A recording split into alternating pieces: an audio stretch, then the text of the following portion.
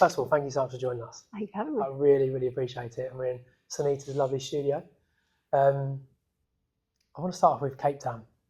Okay, what do you want to know? Well, I want to start with the good first, because I was in Cape Town last month. Oh, wow, yeah. I'm so jealous. How amazing is it? I never wanted to leave. Yeah, same. It is such a beautiful place, Yeah. and I just want to go back. Yeah, it's lovely, isn't it? I feel like when were you there, sorry? Back in October. Okay, yeah. I feel like it's such a happy medium because you've got the city, but you've also got the sea and the mountains, Yeah. and you can just never get bored. Yeah, I know. There's so much to do, isn't there? Because I think I'm a type of person that I can't sit down for too long. Yeah. Or sit in one position, as you'll probably tell in a minute. Yeah, you're like, oh. Yeah. And there's just so much to do, isn't there? There's so much to do. Yeah. What's your highlight? I did go on a safari, horseback nice. safari, which was amazing. Which safari did you go on? I can't remember what it's called, but we did a Aquila one. Oh, that was the same one. There you go. There you go. We were together. But I did love doing some of the hiking around there as well, because I just think that it's anywhere you look, it is just so beautiful. Like I've got a friend that lives there, and every so often he'll send me a picture, and I'm like, please stop. Yeah. Like you're literally living the life. Yeah, it's stunning, isn't it? And I found like when you do a drive, we did like a drive down to Boulders Beach with the penguins. Oh, yeah. It was about an hour drive roughly, and it felt like 10 minutes because it's just like wow. Yeah, it's such a beautiful place, and I feel like stunning. It's the place to be now. Yeah. But it's mad how I think until recent years people just didn't realise. Well, a lot of people say about being careful out there, and I suppose if you've got your wits about you, it's fine. But the people are so friendly. I felt really safe. Yeah, same. It's just such a lovely place. Like, I know we're talking about health and fitness, but did you go to the winelands?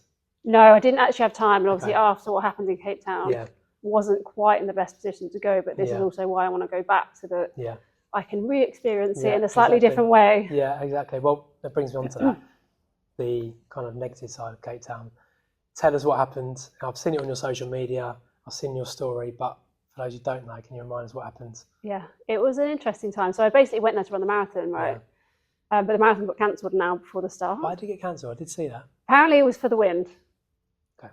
That's all I'm going to say. Okay. You can think of that whatever you wish. But imagine getting up in the morning, fueling, as if you're going to run the marathon, getting ready, getting excited, and then on Instagram, they post marathon cancelled. And we were like, this got to be a scam. You're like, no. So like the four of us that were running, you were like on FaceTime, like, what do we do now? Like, is this real? Is this not real? Like, we're waiting for like more like notifications. And we looked outside because the marathon was going to go past a hotel, and they'd cleared all the barriers. And we're like, oh. So at least 1 hour before. Yeah. Could you imagine? And I found out on Instagram. So if you weren't on Instagram, for example, you would have turned up at the start line and been turned away. Yeah.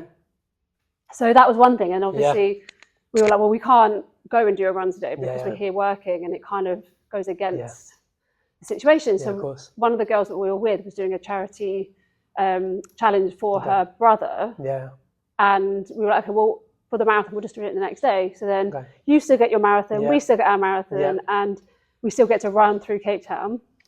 So we got up in the morning, fueled again for the marathon, started running from Burn Studios Cafe, Coffee House, and then 4K in, little did I know this was going to happen, I suddenly felt like I'd been almost like electrocuted through my head. And the next thing I know, I wake up in the arms of the guy that I was just running with and a paramedic.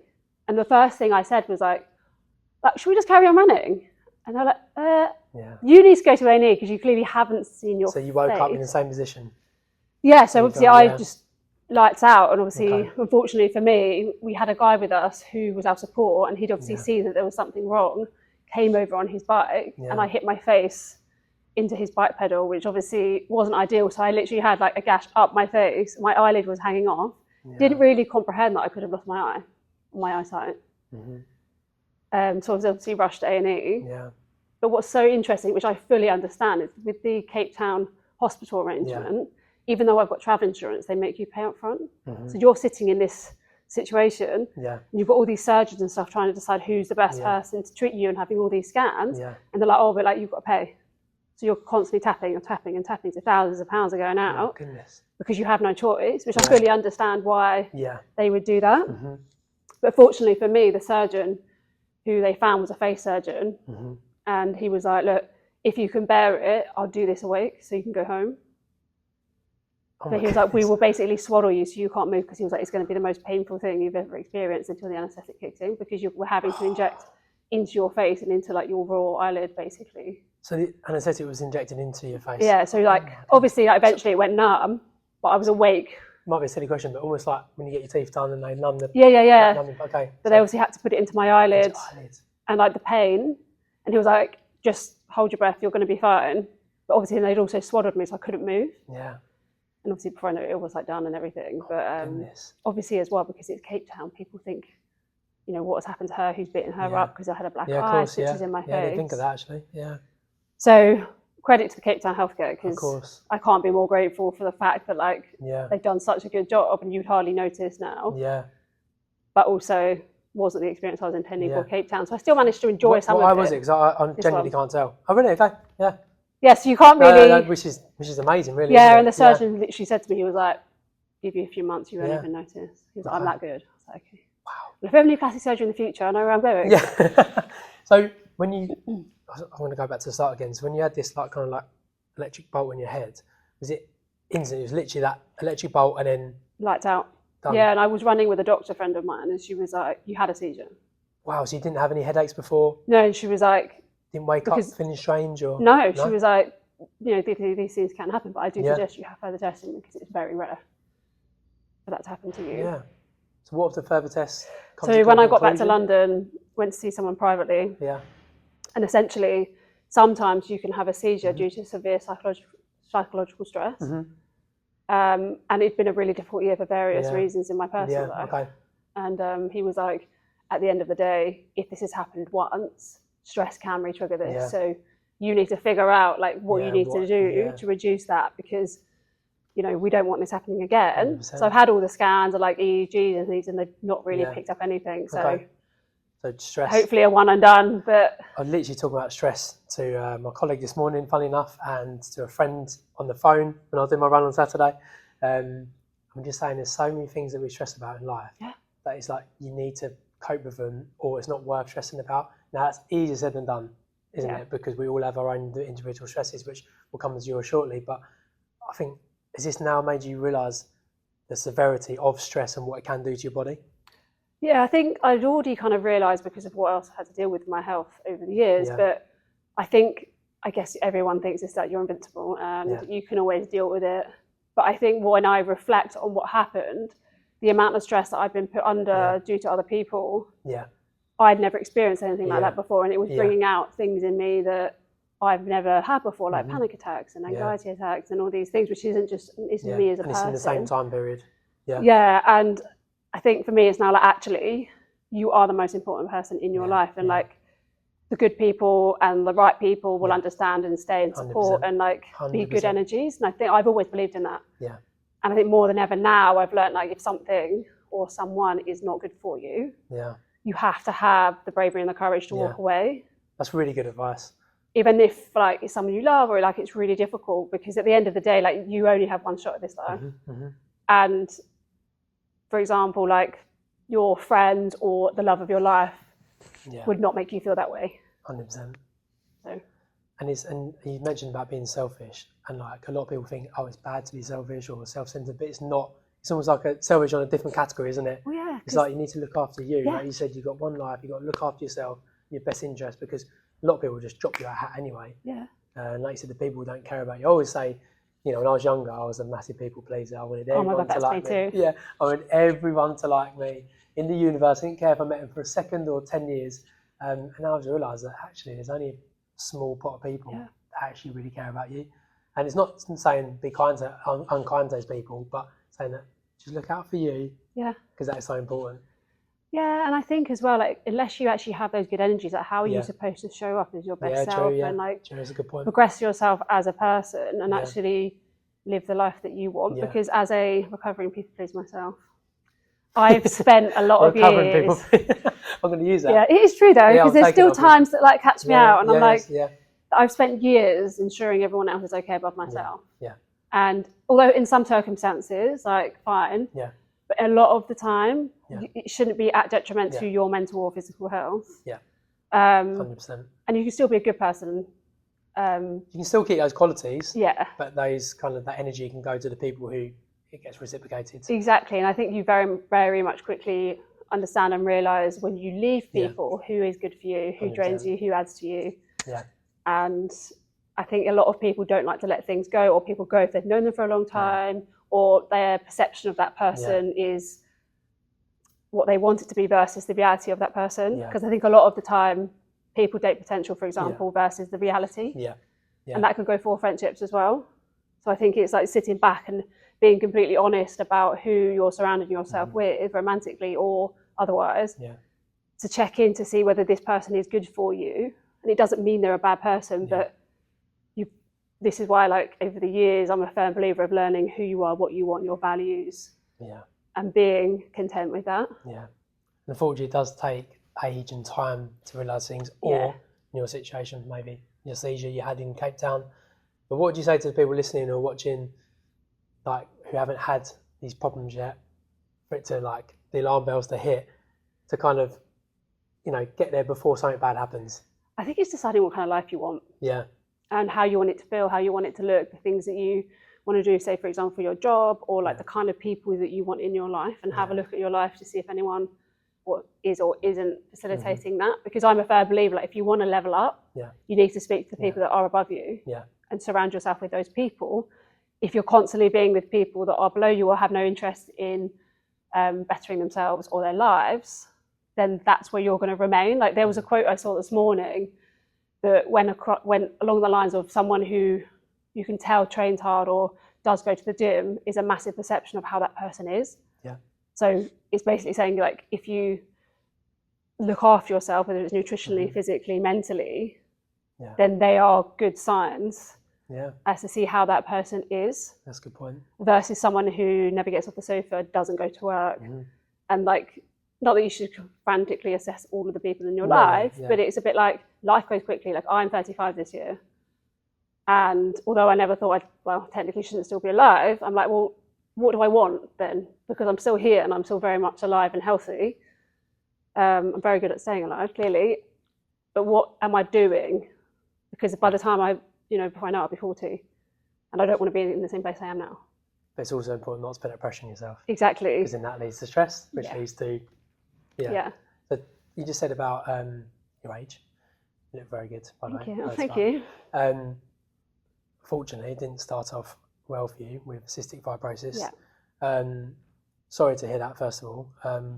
But I feel like just seeing you online and your positive messages all the time, I feel like you're not letting anything defeat you. Whether it be a seizure in Cape Town, whether it be cystic fibrosis. You just said about your age there, but you were unfortunately told that you might not live beyond 16, is that correct? Yes. Okay, and how does that affect you and your family? For me, it was the best thing I could have been told. Okay. For my family, I did an interview with my mum and dad years ago, and they described it as, it's like bringing up a child to die. Wow. Because for them, they didn't know what was going to happen, they couldn't predict. Wow. And the hospital obviously said to them, she's going to spend her years in hospital, so don't expect her to finish school, have a career, be able to do much sport, all this stuff. And they'd obviously then met people who had lost children or young adults to CF, because back when I was born, they didn't have the medical advances that they have today. But there was one doctor that turned around and said to them, let her do everything, and if it makes her ill, then we'll discuss it then. But if not, let her live, and it might be the thing that saves her, or at least if it doesn't, she's actually had a time to enjoy the life that she's got. Wow. Just thinking, I'm not a parent, but I can't even imagine hearing that as a parent or something you care about. No. I can't even comprehend that in my mind. So I suppose, how was your coping mechanisms? How was your parents? Because I say, from the outside looking in, just from your social media, it just seems like you've just gone, just like your seizure, you've gone down, you're like, right, let's go again. I mean, the fact that you wanted to continue the marathon after going through what you did kind of shows your personality and maybe your family's personality as well, to like, right, this is what we've been dealt with, how can we get through it? Yeah, I think for me, like, I am actually particularly grateful for the life I was born into. Yeah, nice. Although there's been some really hard times, and times where they've literally turned around and said, well, you've got 2 years to live. For me, 2 years, sorry. When I was 19, for me, it's a bit like, actually, it's given me more life in the years and more drive to experience things in life and push myself to build businesses or like climb mountains, run marathons. And I was so determined that when I was told I had 2 years, that no matter what, whenever that day came, so long as I'd done everything I could to fill my life with as much experience as possible, I'd be okay with that. Okay. So I think for my mum and dad, they weren't really sure where this drive has come from, other than the fact of me being able to be like, oh, well, you say I can't do that, well, I'm going to go and do it then. I'm going to show that it is possible despite the hand you're given, or you know, the fact that my lungs don't work as well as anyone else's. Like, I want to go and do all these things, because actually by sharing your story and showing what you can do provides hope to someone else that could be in a situation similar, or someone that's trying to battle something else. And like, I'm a firm believer of, you could save someone's life even if you don't know it, by simply just living yours. Yeah, that's so true. You just mentioned about your lungs, how it affects your lungs. My knowledge is probably like minimal compared to yours, but I do have a little bit of knowledge on cystic fibrosis. But those who don't, what is cystic fibrosis, and how can it affect a human being? So it's a genetic life-threatening lung disease where basically two parents have to have the gene. My parents obviously didn't know that they had the gene. And it's a 1 in 4 chance of you having a baby with it. Oh, really? So it's quite... I know, I saw that it affects like fertility. Yeah. So basically, it depends on the person. So CF, the reason why it's so hard to treat is because it does affect people so differently, and there's so many different strands. So I'm the most common, which is double delta F508.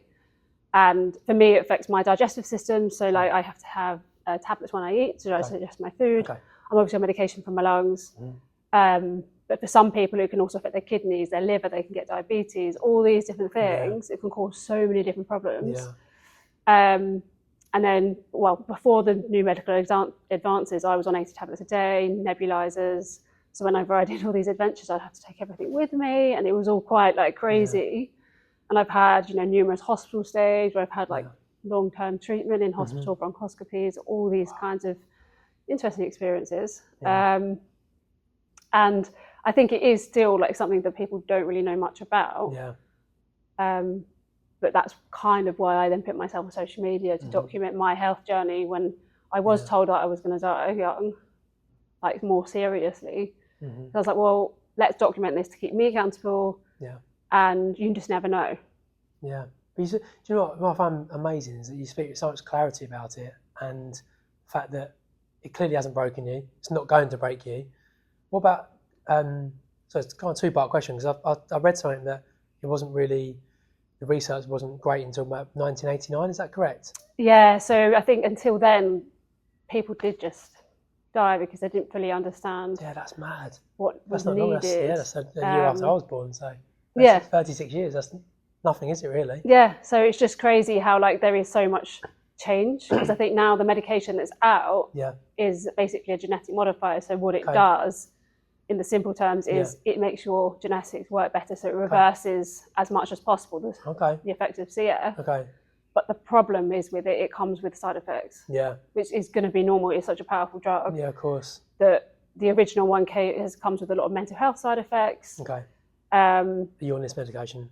So I've actually upgraded to a new, well, I say upgraded, very dependent on person, but to one that's meant to be better. And have you been on this for how long? So I've been on it since November, so post-seizure situation. And you said about side effects. What side effects is it giving you? So this one's actually cleared up all the other side effects I had of the other ones. The other one, I had a lot of like brain fog. A lot of poor mental health issues. But again, it's one of those things where it's like, do you want to be healthy in your body or your mind? How do you choose? Because either way, like if you then come off the medication, you're healthier in your mind, but not in your body. So it's a balance, right? Which one do you take? So when this one came out, which the medical company formulated to try and eradicate that, I was like, well, I'll give it a go. And it did come with some very short-term side effects, like a rash, very itchy, which is very annoying. But that's all kind of gone now, and like, you know, seemingly okay, but they're very liver heavy, so you have to have a lot of blood tests to see how your liver's functioning, because it can cause a lot of problems in that way. So like, again, it's a hard situation to be in. What about like drinking alcohol, for example? Like no, that's fine. I mean, I don't really drink too much anyway, because it makes me really breathless. I was gonna say, because like, especially if you had like some vodka Red Bulls, you'd be we're done, laying down for days. So what about people like growing up with CF, as you call it now? How do you kind of speak to them now and say, do you know what, you can live with it, there is, you can, you know, you were told your life will go by 16, then 19, 21. Here you are, mid-30s. Yeah. I just tell people to live, because I think there's a lot of mums that message me that say, oh, but you do this and we've been told not to. And I was like, look, what I do is not gospel, but I would rather have had the childhood I've had and live the life, despite how long I'm here, than be bubble wrapped and not have any experiences in life. Yeah, that's a good way of looking at it. Because, for example, I had horses for years, and that was a big no-no for people with CF because of the dirt. I was desperate, and my mum went to the doctor, and they were like, just let her. And for some people, it might make them unwell, but for me, like, it's given me so much in my life in terms of like friendships, discipline. Obviously, I'm very much an animal person, and like, you know, for 10 years of my life, like, he was everything. Yeah. And like, for me, I wouldn't exchange that for anything. Yeah. Because I'm here to experience life. I think especially adults, we forget that we're actually here to have a good life, like have fun, enjoy it. And I think we forget that we are only here once, and we're only as young as we are today now. Yeah, of course. So you have to just, despite what's going on, be like, right, I need to try and make the best of it, even if you are going through, like, I don't know, a breakup, you've been let go of your job. It's like, okay, but I'm a firm believer that these things do happen for a reason. Yeah. Like, I believe that so much. I've got so much trust in like outsourced situations that I have no control over. It's like, just let life unfold a little bit and just see what happens. I always say to people, I say, like, I don't know why you gave this bad time at the moment, but I promise you there's a reason. Oh yeah. The reason could come out in 2 years or 10 years or 2 months or 2 minutes, but there'll be a reason why. Well, yeah, exactly. And like, if I hadn't been told at 19 that I was going to have 2 years to live, I wouldn't have done any of the things I've done, like climbing Kilimanjaro, climbing Mont Blanc, paddleboarding from the Bahamas to Florida, like marathons, ultra marathons, the big Guinness World Record. Like, I wouldn't have done any of that stuff. Yeah. So thank God they said that. Wow. What a mindset to have. Let's talk about the world record. Yes. 36 marathons in 36 days. How? It's a good question, because to me now it's a bit like, how did I do that? Oh, that is just nuts. We were saying just before we started recording, like, it sounds really silly, but a marathon is a long way. It's a really long way. People talk about it and throw it around like confetti sometimes. No, but it's not. It is a long, long way. It's huge. Okay, I've got so many questions. Why did you do it, first of all? How was it? And just talk about the journey. I'm sure I've got loads of questions in between.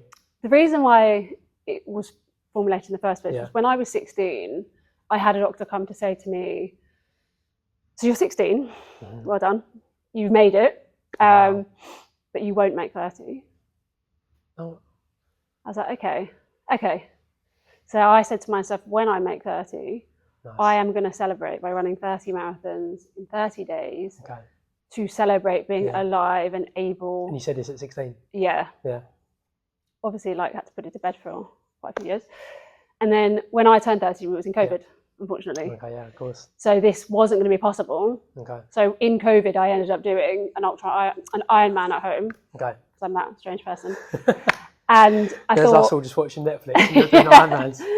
And then I thought, you know what? The opportunity will arise. Like, I am a firm believer, like, when you're ready to receive or you're ready to do something, it will happen at that time. You cannot rush these things. Yeah, that's a good way of looking at it. Then 2 years ago, I got offered the London Marathon.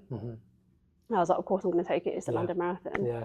And then I thought, actually, I'm already doing the Edinburgh Marathon. Okay. How many days are we here? And it was 36. Okay. And I thought, 36. Okay. Well, what's an extra 6 marathons when you're going to do 30, right? What's an extra 6? Got an extra 1 is enough. So that's where 36 was born. But the funny part was, until the January before, and this was the April, I calculated it as 35. Okay. And my coach was like, you do know that, like, you're doing 36, not 35. I was like, oh, so I've been advertising this thing online for months, and now I've got to admit I can't count. Okay, fine. I was like, it's the victory lap. Don't worry about it. Yeah. So that's why 36 was born, and I just wanted to honour the promise that I'd made myself. Okay. And the Guinness World Records were like, yeah, we can make that into a world record. So I was like, no way. That's mad. So not only doing 36 marathons, you also become a world record holder, and that can that'll always be there until someone breaks it. Hopefully not. They better not. Don't break it. I'll be going to do it again then. Oh, okay. So like I said, 1 is hard enough. Half is hard enough. Even 10K is hard enough. You must have hit so many walls in this period, and like mentally and physically. It was such an interesting What was the main one that sticks out to you that was like, that was tough? How did I get through that? I think it was day 6 for me, because basically I ran at London too hard. I was too excited. Okay. Finished London and I was like, yeah. I've still got 35 to go. Woke up the next day in pain. I was like, well, this is going to be fun. Wow. Because I'd just done a simulation week a few weeks before and I was fine. Literally finished on the Paris Marathon, did near enough the right distance, woke up, fine. So I'd literally been like, oh. Wow. So then obviously day 2 was always going to be quite hard. You're tired, you're probably not fueled enough because it's hard to catch up on all those calories and it was always going to be hard to catch up. Yeah. But on day 6, my knee gave way out of nowhere. What was the injury? I think it was just a bit of an overuse. Okay. And I was only 18k into this run and I was like... Marathon 6, you say? Yeah, and I was like, I am not going to let this stop me. If I can walk, then I can still do it. The key is to do the distance. Okay. And then basically finished that day, was like traumatized because it was so hard. Yeah. And I thought, right, I'm not even going to worry about this. I'm going to go and see my physio who puts some acupuncture needles into my knee. Okay. And I'm going to wake up the next day and the only thing that's going to stop me is if I break my leg. Like, I am committed. Like, I believe in so strongly that I can do this. And there was some people online being like, oh, well, you're never going to do it. And I was like, yes, I will. Like, challenge me. Yeah. And I will. I love when people say you can't do things. So then he did his treatment, put a knee brace on, and it never came back. No way. And so ran. So by the time day 11 came, your body's adapted. You're constantly impact. Yeah. So it's like, it's not even, you don't get a second. Don't get me wrong, like I had rituals that I then followed because I was so scared that if I didn't do these certain things, something was going to go wrong. Can you tell us one? So it was like taping my feet, which took forever. Okay. Putting certain things like on my knee, knee braces. Any superstitions like right sock on first or like? Certain trainers. I ended up running near enough all of them in the same pair of trainers, which is obviously not advised. Because I was like, well, these trainers were fine yesterday. Yeah, they work, So I went against it. And then by the time I'd got to the end of these poor shoes, I've been like over 1,000 kilometers in them. But credit to the brand. So so obviously by day 11, you're adapting, and so the marathons got faster, you got fitter. And wow, so it just becomes like... I was like... like, oh, just going out for my morning run. I'll be back. You're back in... What's your time? What's your average time? I think off for that was about 3 hours 50 to 4 hours. That's ridiculous. I was like, oh, I'll be back. I'll be back in time for brunch. Yeah, see you in 4 hours, see you in 3 hours, And like, bless my dad, he was my support every single day. Yeah, oh, bless him. So like, it was, you know what, like, it was such an experience that I will always look fondly on. Yeah. But I think for me, it's like knowing that no matter where your mindset goes, you still can overcome anything. Yeah. You've just got to keep putting, in this instance, one foot in front of the other. The mind is ridiculously powerful, isn't it? You've got to learn how to control it because I think it will control you otherwise. I'm one of those people that I can't say can't say no. I'm like, you can do everything, always half glass full. Sometimes it can be a detriment, but that's the right mentality to have. Well, if you don't try, you don't know. Exactly, yeah. And that's the thing, and I think there were so many people being like, no. Then obviously the closer you got to the 36, obviously the fundraising got like way more. And what I'd then experienced, which I'd never had before, was the fear of winning, or the fear of like actually achieving the goal. Because I was like, there's no reason why I'm not going to, because I feel fine. Yeah. Wow. But like, I was then like running and I was like, oh my God, what happens if I suddenly got hit by a car? Or like, what happens if I did this? And it's like, oh, okay, you think those have no I think it was like, and then I had only a few more to go. I was like, well, I'm so close, I feel so fine. Yeah. And I could have, even after the challenge, carried on running marathons, like I was absolutely fine. But I was like, oh, I'm so close, but like so far away still. Did the Guinness Book of Records team, do they have to like monitor the whole thing? Yeah, so there's certain things you have to do. So I had 2 watches on because I was living in fear that one of them would die, or like, because they need GPS proof. Yeah. I also had a tracker, another GPS. Okay. And then you had to do a video at the start, the middle, and the end of each day. Okay. Okay. And photographic proof. Oh, really? Time-stamped, everything. Yeah. So they don't physically come and watch you? No, I think they'd probably be quite bored. Yeah, I was going to say. Someone in the car next to you the whole time. But I was so like set on ensuring that I did everything, because I was like, imagine if you did the whole thing and they were like, oh, you missed this bit of data. So no. That's crazy. Would you want to do it again? I wouldn't do that again, but I definitely have a challenge in mind that I want to do this year. Okay. It's been 2 years, got the itch. So you got something in mind? I do. Can you share it? I'll share it. I mean, it's not out in the world yet, but because it literally was thought about 2 weeks ago. Oh wow. So I don't know if you ever have these, but I think it's just me, because I think I'm a bit unusual. I was on the way to Alicante with a brand. Yeah. I was like, oh, like I love doing the majors and I love doing marathons and things like that, but like I just want to do something a bit different this year. Okay. Like my life has done a 360. Like, I was engaged, not anymore. So like restarted my life again at 34. one of those things. And like, I was like, there's so many things that have been flipped upside down, like my seizure, my CF had a bit of a suffering last year, all this stuff. And I was like, maybe I'll just run like 360k as fast as I can. As I get in my head. That's 8.5 marathons. 8.5 marathons. So I was like, well, I've done 36 in a row, like 360k. Oh my goodness. Okay. And I was like, in one go. Or was that would be take a couple of days with it? Well, I'd want to do it in 6.5 days. And there is a reason for that. A couple of days. I bet a week. So I was like, well, I want to kind of like collate numbers because I'm very much like, I like connecting things together. Yeah. So I did 36 marathons. Yep. My life's done 360. There's a story that you can Google where children can't say cystic fibrosis. Okay. So they've now come up with a kind of like an alternative, and they say 65 roses. Okay. So I was like, I want to play with those numbers, and I was like, well, 6.5 days. Yeah. Fine. Because originally my head was like, maybe I'll do 650k, and like I was like, that's just extreme.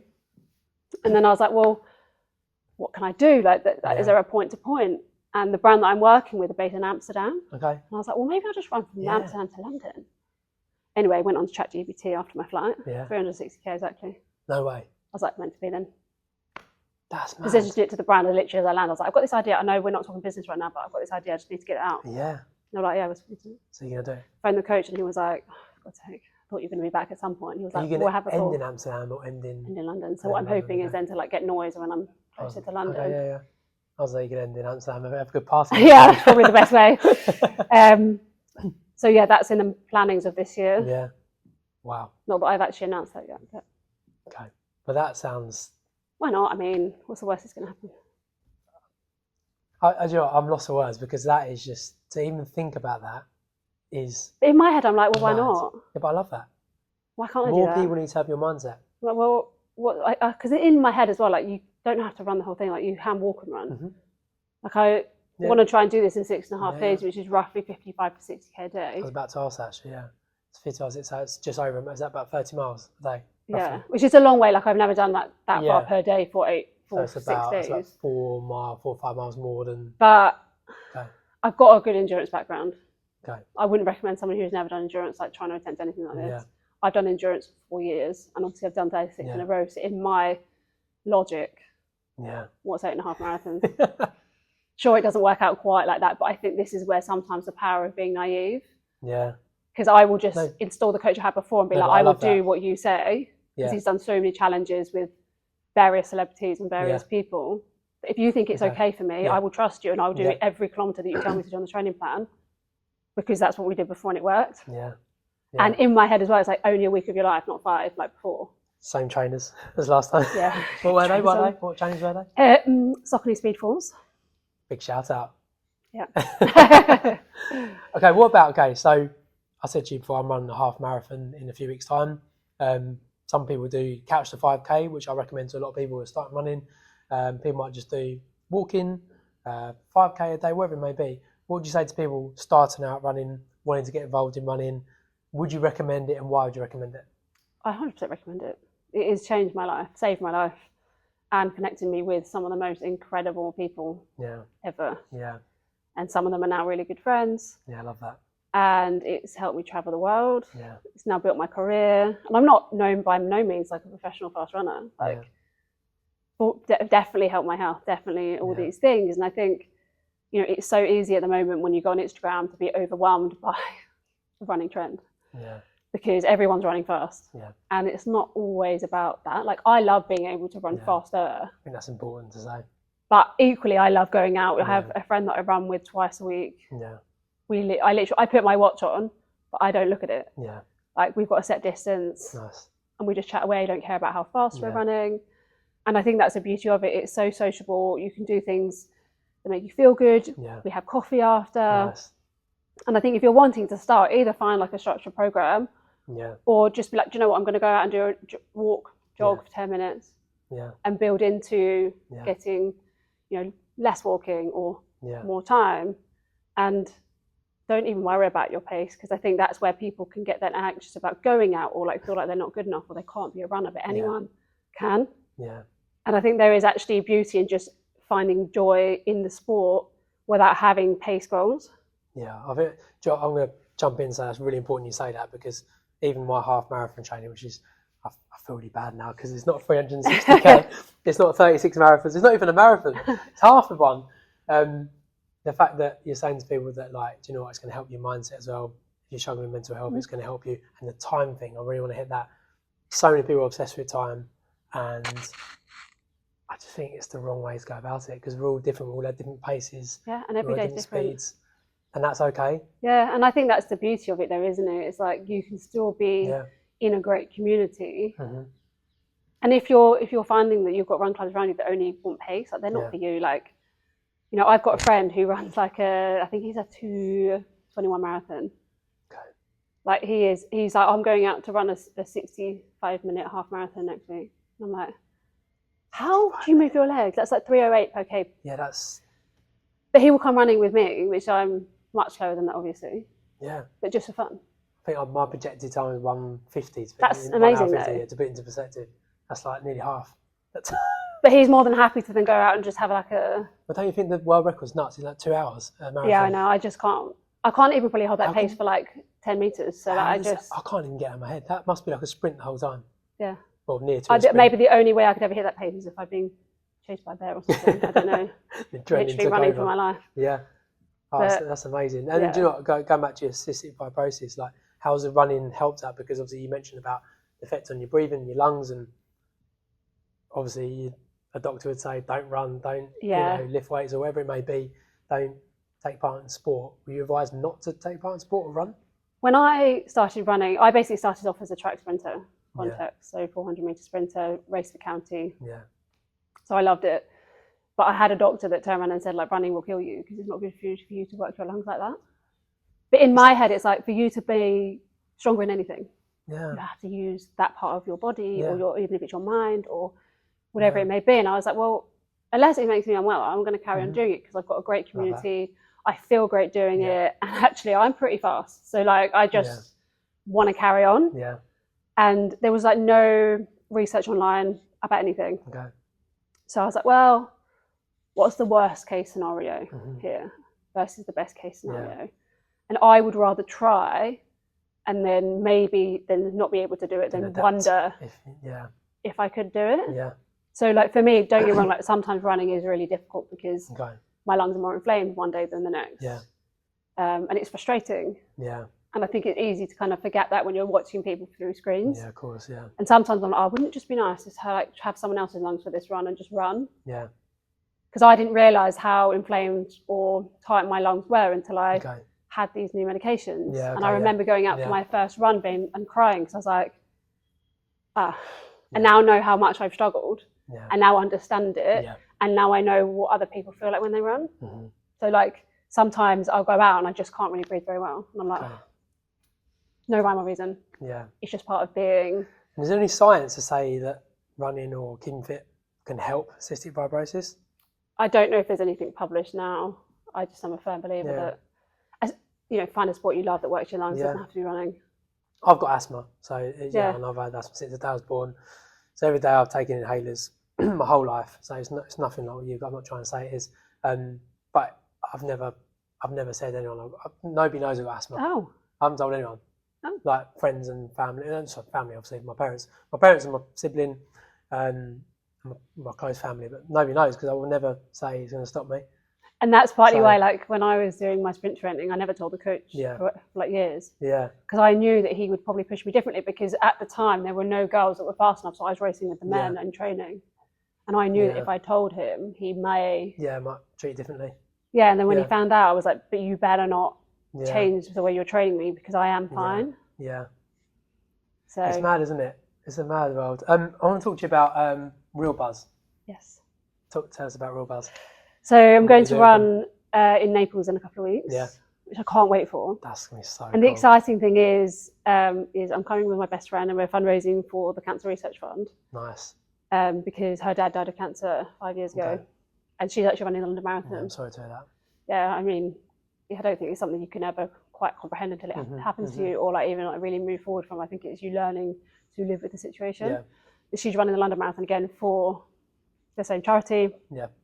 And so, like, obviously, when this opportunity came up, I was like, yeah, of course. Because obviously, usually I would fundraise for CF Trust. I was like, I want to support my friend. Yeah, nice. She's coming out to run. Brilliant. So we're doing a relay half marathon. Okay. Which is really fun actually, because we're obviously doing one's doing 10k, the other's doing 11k. I was about to ask, yeah, okay. I'm going to make her do the 11k because she's faster than me. Yeah. And you've got 360 coming up soon, so. Yeah, exactly. I've got to save, my legs, and it's just going to be a different vibe. Do you know what I mean? Like, because you're doing it as a team, like for fun as well. That's cool. And I've never been to Naples, so that would be fun to experience it. And I know that the teams that are going out. Pizza after. I think that's where pizza was originated. Yeah, I'm pretty sure. Wow, it better be the best pizza I've ever had. If that's true, I'm so happy. I think pizza's originated in Naples, so get a nice pizza after, some nice gelato. Oh, yeah. That sounded very positive. How does that Italian accent? The gelato? Yeah, so I'm really looking forward to it, and it's come around so quickly as well. Yeah, that's going to be amazing. And lastly, I want to talk about your social media. Yes. Unbelievable following, unbelievable message that you're sharing, which I think is so important. We just said that there wasn't really, research is still coming in now about cystic fibrosis. 1989, only 36 years ago, people didn't really know. So the fact that you're sharing this on your platform now is so powerful. How do you use your social media, and how do you feel about your huge following? It's amazing. Yeah, I think for me, like, I guess because I've been doing it for such a long time, I was doing social media before videos were a thing. Yeah, okay. Like, I've come and had to adapt through all of that. Yeah. And I guess for me, I was just doing it as more of a journal to try and save my life, And then obviously it gained traction, and it is my main career now. Yeah, so cool. And I will do it for as long as I can, as long as I want to. And it's connected me with some of the most incredible people, allowing the most incredible conversations. And like, my job now is to run in different races around the world. Like, that is insane for someone who got told that she should never run or never would be able to run, right? So I feel very grateful and very fortunate. And it is, don't be wrong, I think it is a very difficult career to have, because I think a lot of the time you only see the perks, but like, you're constantly having to film your life. You're constantly having to keep up with the changes of the algorithm and all the competition now and everything like that. But it has been phenomenal, and it's definitely not something I thought I would end up in. Yeah. Because obviously I originated as a coach, strength and conditioning coach.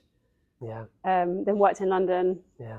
With various high-profile clients, and then did some filming with another high-profile client, and then kind of COVID happened, had to shut that business, and then I was like, all right, well, let's go all in and just see what happens. Yeah, that's amazing. And I'm a big believer in if I can change one person's life every day, I love that. Yeah. Or like I always say to people who work with me, I say, if you can just change 1% of their life, how powerful is that? Yeah. And you've now got the platform to do it to hundreds of thousands of people. Well, I just think as well, like, in the face of having something that can be so traumatizing or heartbreaking for various people, either the person with CF or the relative. Yeah. How about I show that you can go through the roller coaster of it, but also still come out of it and have a great life? Because I think the biggest fear for parents is, so what is their life going to look like? Will they be able to do much? And obviously everyone's different with CF, but even if you can inspire one person to go and chase one of their dreams, they don't have to do the stupid things that I love to do, which I think I love being delusional about what I want to do. Yeah. Because no one knows how long you're here for. So it's like, if I can just share what I'm doing to inspire one person to go, do you know what, I really want to be a lawyer, or I really want to be a vet, or actually I really want to go and run 5K or whatever, then that's my job done on this earth. Like, I feel like I am here for a reason. I've been given this life for a purpose, and I will continue to feel my own dreams in the hope that it will provide purpose for other people as well. So CF is almost like becoming your superpower. Yeah, like, I think I've always said it's like a driving force for me, and never define me, but it will be the driving force to be like, you're still healthy, you're still alive, you get to go and do these things. So go and do them, even if you're unmotivated or you're a bit tired or whatever's going on in your life, just get up and go. Nice. Final question is, what's been the most powerful thing that's happened via your social media, like people reaching out, or any stories, or said about changing people's lives? Is there an example of that you can think of? I've actually had quite a few people recently message me and be like, oh, because of you, I've done my first ultra marathon. That's so cool. Because of you, I've actually signed up for parkrun. Or because of you. Yeah, they're like, and I've had loads of wrestlers actually, I don't know why suddenly recently been like, oh, I've signed up for my first marathon. I've actually signed up to do that thing that scares me. Yeah. And I'm like, this is what life's all about. Like, you literally have to live like you're dying tomorrow to make the most out of it, and just go and do. Because for me, there's a couple of phrases that I live by, and one of them is, the excuses that you make today will be the regrets you have at the end of your life.